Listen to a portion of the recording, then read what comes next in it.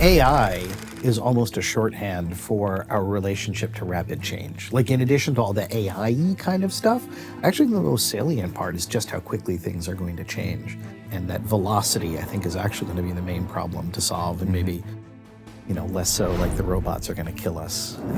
But I do think that amount of change will be destabilizing. So all of that comes together, but more and more, all those different methodologies of technical analysis, emotional analysis, looking at how teams function, innovation, those are all coming together around AI. That seems to be the domain that's sparking the biggest need for this. It used to be that innovation was only for the fancy pants people, but like innovation is not consensual for a lot of organizations now. They're being thrust into it because things are changing. And we're at this really pivotal point of history. We need to invent new ways of doing things. But most methods of innovation are externally focused.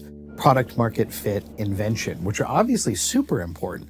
But most of the things that get us to that point are deeply internal. In my 20s, I went through a real period of thinking that emotions were bullshit, harmful. And if you detrain yourself to feel emotions, to sort of live shoulders up, you lose access to all of that information and also the ability to control it. So in engineering, we say this is the naive approach of I'm going to ignore emotions and therefore they'll go away. But I really held true to that throughout most of my early 20s. Then Google called me in 2005 during its hypergrowth period. At that point, I was running production engineering for Gmail docs, calendar spreadsheets, Google Meet, all that stuff. And, I think when you're around death, you realize spoiler alert, everybody dies.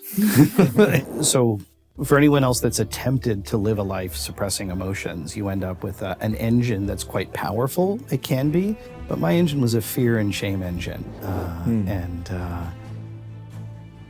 And so I got into trouble.